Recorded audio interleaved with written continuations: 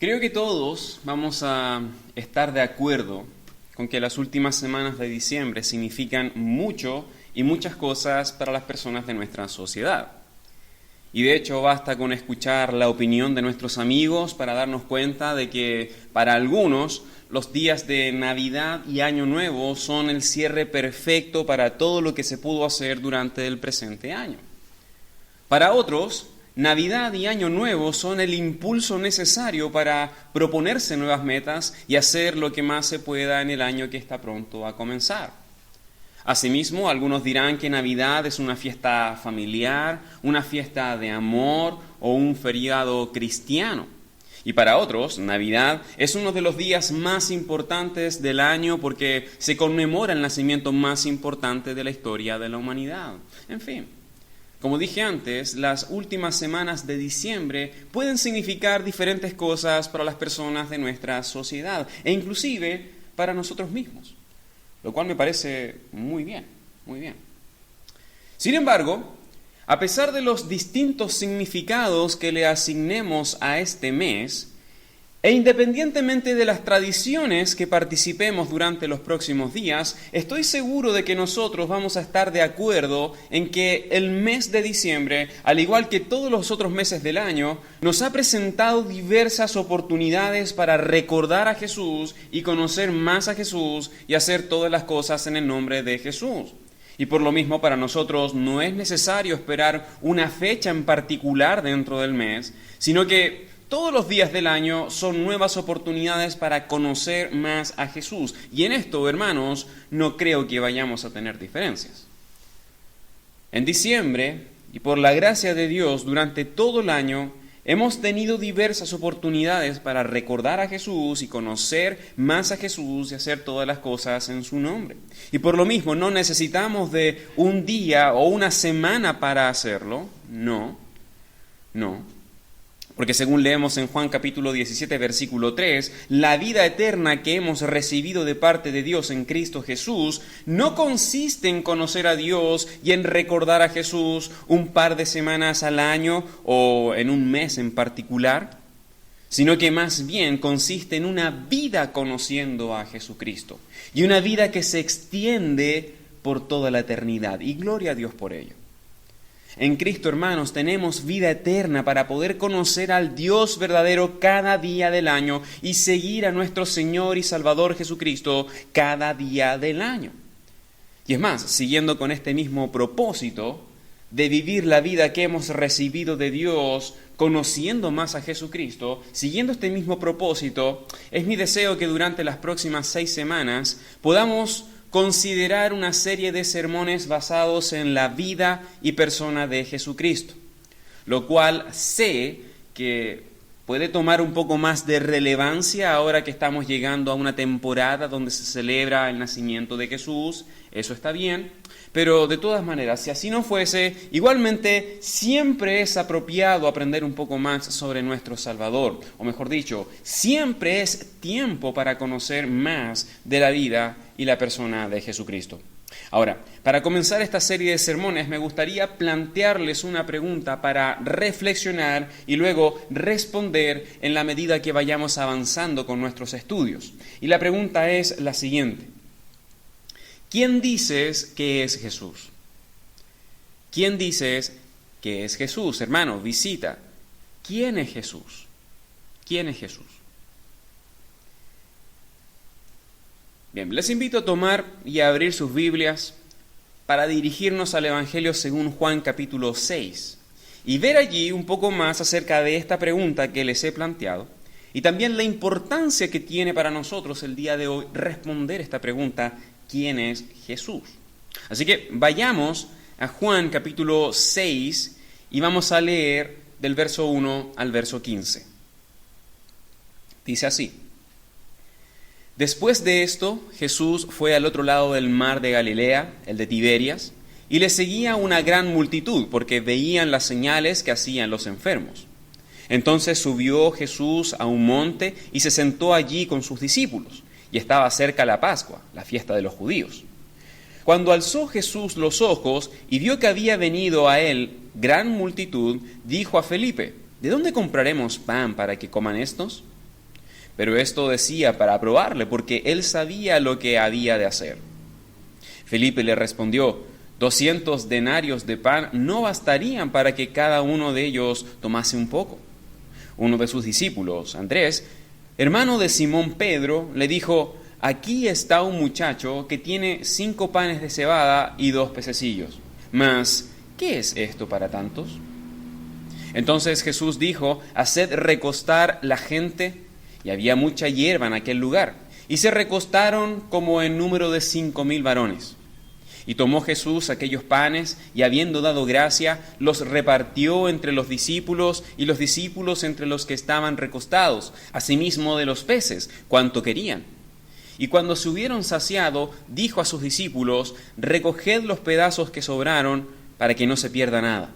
Recogieron pues, y llenaron 12 cestas de pedazos, que de los 5 panes de cebada sobraron a los que habían comido.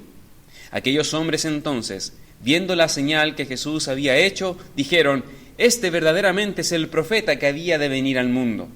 Pero entendiendo Jesús que iban a venir para apoderarse de él y hacerle rey, volvió a retirarse al monte él solo. Como hemos aprendido en otras oportunidades, el apóstol Juan escribe este libro y selecciona verdades y eventos específicos de la vida de Jesús con el propósito de dar a conocer a sus lectores quién verdaderamente es Jesús. No según la fama que intentaban promover falsamente los engañadores de aquellos días, sino saber quién es realmente Jesús por boca de uno de sus más íntimos testigos. Y luego, una vez que conozcan quién es Jesús, Juan tenía el propósito de que sus lectores puedan creer en él y tener vida eterna en su nombre, algo de lo cual podemos leer en Juan capítulo 20, versículo 25. Ese es el propósito de este evangelio escrito por Juan, por lo que el relato que acabamos de leer no fue escrito para contarnos una buena historia antes de dormir o para maravillarnos de algo que sucedió hace 2000 años atrás, no. Sino que este relato, según el propósito de su registro, es para conocer bien quién es Jesús. Ahora, sin la intención de entrar en muchos detalles, dentro de este texto rápidamente podemos destacar que Jesús era alguien que podía sanar a los enfermos. Jesús era alguien que era seguido por una gran multitud. Jesús era alguien que tenía compasión de las necesidades de la gente. Jesús tenía un grupo de discípulos y Jesús fue capaz de alimentar a más de 5,000 personas con tan solo 5 panes y 2 pececillos, lo cual, hermanos, es sin duda un milagro, un tremendo milagro, un tremendo milagro. Y si bien no sé cómo usted podría haber reaccionado ante este evento o está reaccionando ante esta gran muestra de la grandeza de Jesús, a pesar de eso, el apóstol Juan sí nos dice cómo fue que reaccionó la multitud que estaba allí presenciando lo que Jesús había hecho aquella tarde al atender las necesidades de más de 5,000 personas. Dice nuevamente el verso 14, aquellos hombres entonces, viendo la señal que Jesús había hecho, dijeron: este verdaderamente es el profeta que había de venir al mundo. Lo que a la larga significaba que aquellos hombres vieron a Jesús no por quien realmente era, sino por lo que él podía hacer.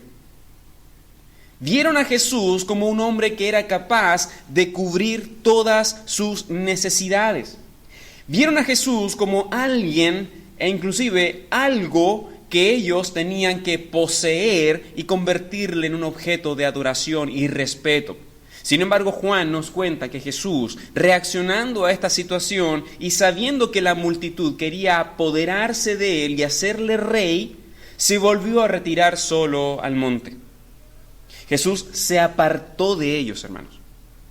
Jesús no quería recibir aquello que los hombres estaban a punto de ofrecerle. Ante lo cual, hermanos, podemos estar seguros de que si Jesús realmente hubiera querido recibir de parte de la multitud el reconocimiento que ellos querían darle, se hubiera quedado. Jesús hubiera permanecido allí.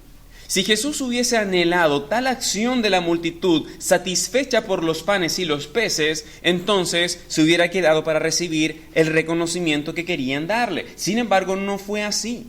Jesús se apartó de ellos, se apartó, lo cual obviamente no detuvo a la gente que quería tomar a Jesús como posesión. Miren, leamos luego los versículos 22 al 24 del mismo capítulo, que dicen, versículo 22.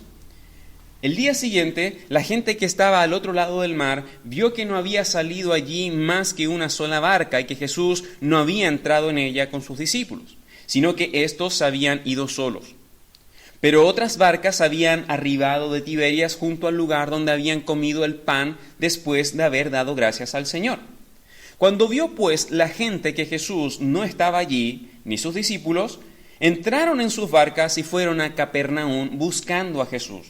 Y hallándole al otro lado del mar, le dijeron, Rabí, ¿cuándo llegaste acá?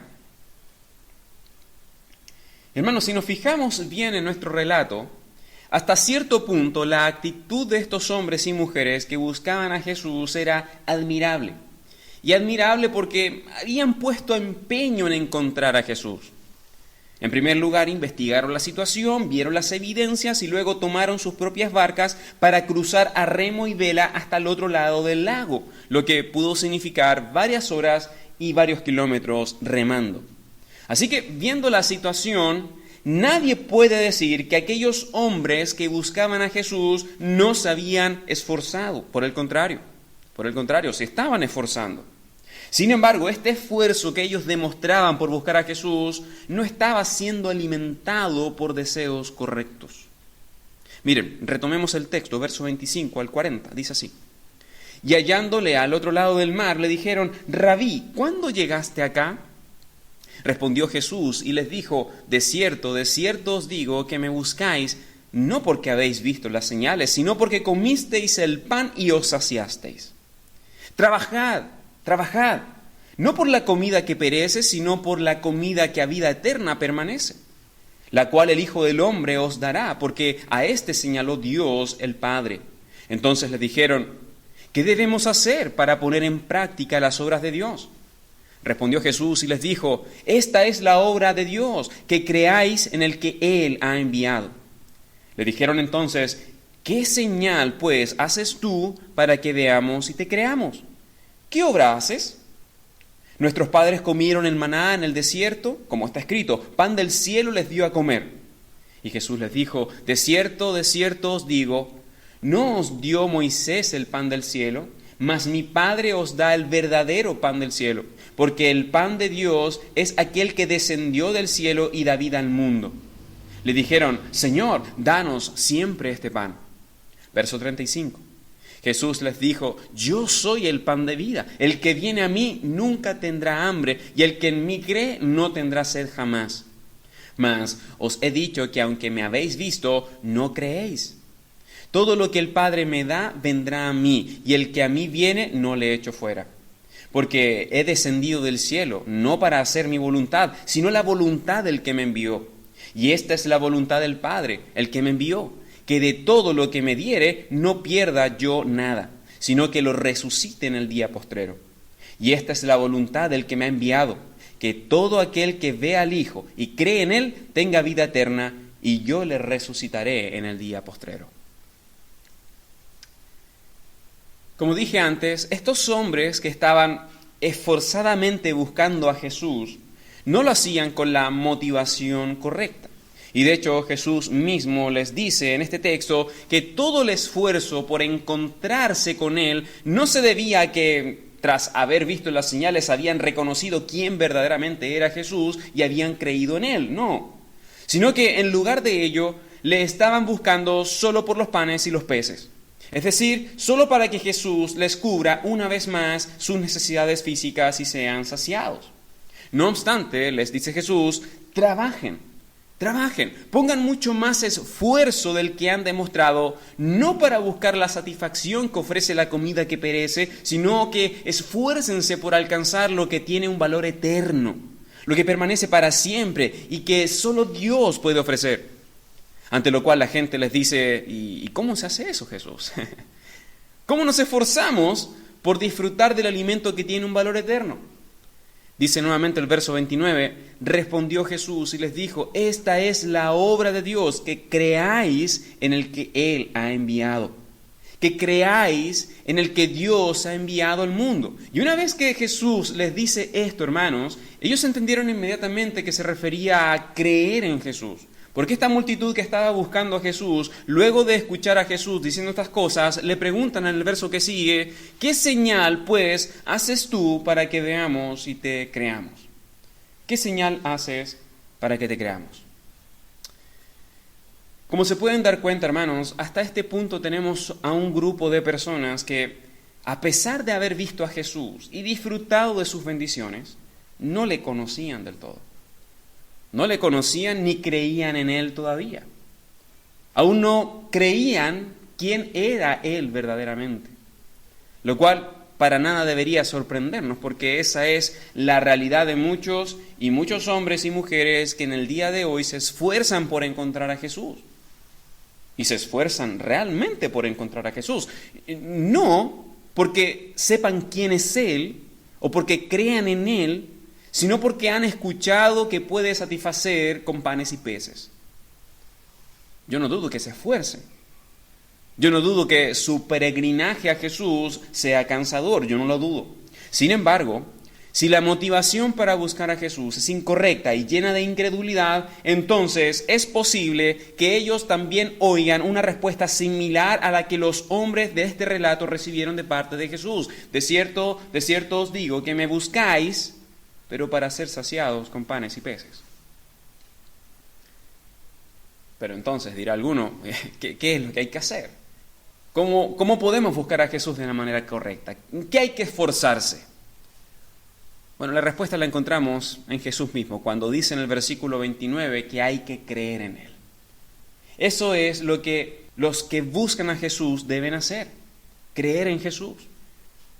Y versículo 32, hay que creer que Dios envió a Jesús como el verdadero pan del cielo que da vida. Versículo 35, hay que creer en las palabras de Jesús cuando dijo, yo soy el pan de vida, el que viene a mí nunca tendrá hambre y el que en mí cree no tendrá sed jamás. Versículo 39, hay que creer que Jesús tiene poder para resucitar. Versículo 40, hay que creer que Jesús tiene poder para dar vida eterna a todo aquel que cree en Él. Creer en Jesús. Ese es el trabajo que alimenta para vida eterna. Creer en Jesús. Y yo sé que esto puede sonar un poco fácil. Lo sé. Creer. Al fin y al cabo estamos hablando de creer, no de subir al Everest. Por lo mismo suena fácil. Creer. Hay que creer en Jesús. Bueno, hermano, querido oyente, la verdad es que creer en Jesús no es tan sencillo. Porque creer en Jesús tiene al menos 3 implicaciones. En primer lugar, para poder creer en Jesús hay que conocer quién es Jesús. Eso en primer lugar. En segundo lugar, para creer en Jesús hay que reconocer la importancia que tiene Jesús en mi propia vida. Y en tercer lugar, para creer en Jesús hay que confiar en Jesús y seguirle. Así que no es tan sencillo como parece. Para creer en Jesús hay que conocer a Jesús, hay que reconocer la importancia que tiene para mi vida y hay que confiar en Él y seguirle. Esas son las implicaciones de creer en Jesús. Y de hecho, pensando en estas 3 implicaciones, a continuación en nuestro texto veamos ahora 2 ejemplos. En primer lugar, el ejemplo de aquellos que no creyeron en Jesús y en segundo lugar, el ejemplo de los que sí creyeron. Partamos con los que no creyeron, versículos 41 al 66. Dice así, murmuraban entonces de él los judíos porque había dicho, yo soy el pan que descendió del cielo. Y decían, ¿no es este Jesús, el hijo de José, cuyo padre y madre nosotros conocemos? ¿Cómo pues dice este, del cielo he descendido? Jesús respondió y les dijo, no murmuréis entre vosotros. Ninguno puede venir a mí si el Padre que me envió no le trajere. Y yo le resucitaré en el día postrero. Escrito está en los profetas, y serán todos enseñados por Dios. Así que todo aquel que oyó al Padre y aprendió de él, viene a mí. No que alguno haya visto al Padre, sino aquel que vino de Dios, éste ha visto al Padre. de cierto os digo, el que cree en mí tiene vida eterna. Yo soy el pan de vida. Vuestros padres comieron el maná en el desierto y murieron. Este es el pan que desciende del cielo, para que el que de él come no muera. Yo soy el pan vivo que descendió del cielo. Si alguno comiere de este pan, vivirá para siempre. Y el pan que yo daré es mi carne, la cual yo daré por la vida del mundo. Entonces los judíos contendían entre sí, diciendo, ¿cómo puede éste darnos a comer su carne? Jesús les dijo, de cierto os digo, si no coméis la carne del Hijo del Hombre y bebéis su sangre, no tenéis vida en vosotros. El que come mi carne y bebe mi sangre tiene vida eterna, y yo le resucitaré en el día postrero. Porque mi carne es verdadera comida y mi sangre es verdadera bebida. El que come mi carne y bebe mi sangre, en mí permanece y yo en él. Como me envió el Padre viviente y yo vivo por el Padre, asimismo el que me come, él también vivirá por mí. Este es el pan que descendió del cielo, no como vuestros padres comieron del maná y murieron. El que come de este pan vivirá eternamente. Estas cosas dijo en la sinagoga enseñando en Capernaum. Verso 60. Al oírlas, muchos de sus discípulos dijeron, dura es esta palabra, ¿quién la puede oír? Sabiendo Jesús en sí mismo que sus discípulos murmuraban de esto, les dijo, ¿esto os ofende? Pues qué, si vierais al Hijo del Hombre subir a donde estaba primero, el Espíritu es el que da vida, la carne para nada aprovecha. Las palabras que yo os he hablado son espíritu y son vida. Pero hay algunos de vosotros que no creen, porque Jesús sabía desde el principio quiénes eran los que no creían y quién le había de entregar. Y dijo, por eso os he dicho que ninguno puede venir a mí si no le fuere dado por el Padre. Desde entonces muchos de sus discípulos volvieron atrás y ya no andaban con él. Como dijimos antes, creer en Jesús no es tan sencillo como parece. Porque hacerlo se requiere, en primer lugar, conocer a Jesús o saber quién es Él. En segundo lugar, requiere reconocer la importancia que Jesús tiene para mi propia vida.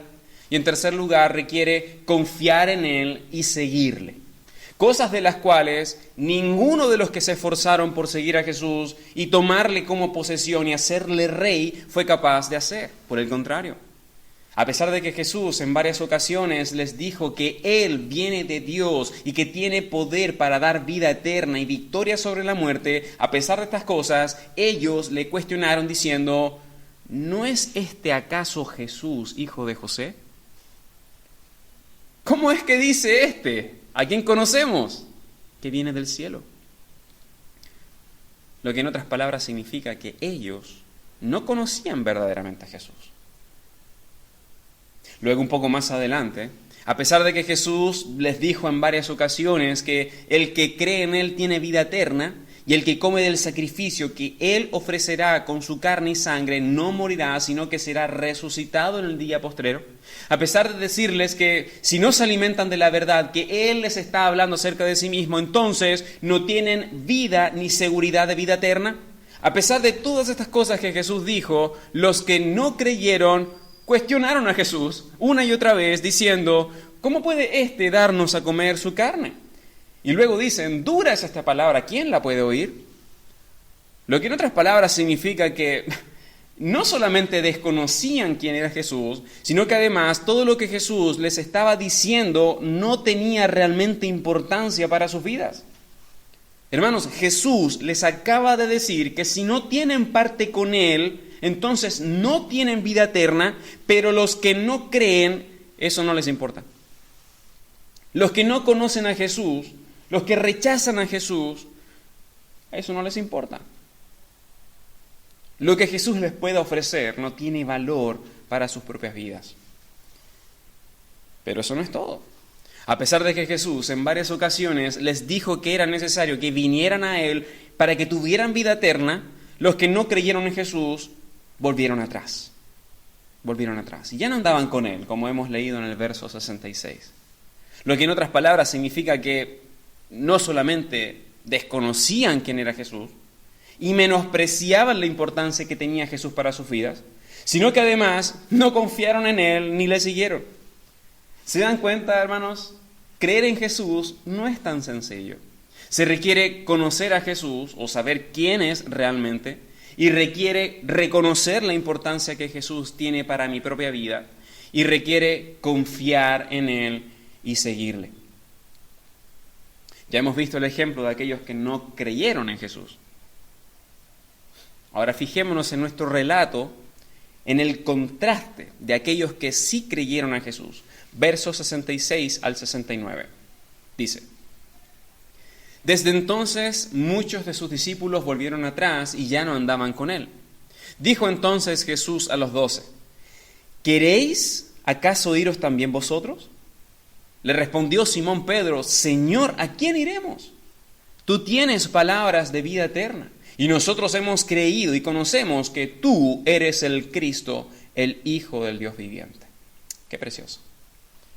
Como dijimos antes, creer en Jesucristo requiere conocer a Jesús, requiere reconocer la importancia que tiene Jesús para mi propia vida y requiere confiar en Él y seguirle. Y así como vimos en el ejemplo anterior que ninguna de estas tres implicaciones de la fe en Jesús estaba presente en la respuesta de los incrédulos, ahora en estos versos vemos que cada una de ellas sí está presente en la respuesta de Jesús. Señor, ¿a quién iremos?, les dice. ¿A quién iremos? Lo que de por sí ya señala que Pedro sabía muy bien quién era Jesús y reconocía la importancia que tenía Jesús para su propia vida y además confiaba en Él. Señor, ¿a quién iremos? Tú tienes palabras de vida eterna, sigue el texto. Pedro había comprendido que el alimento espiritual que estaba ofreciendo Jesús no lo iba a encontrar en ninguna otra parte fuera de Él.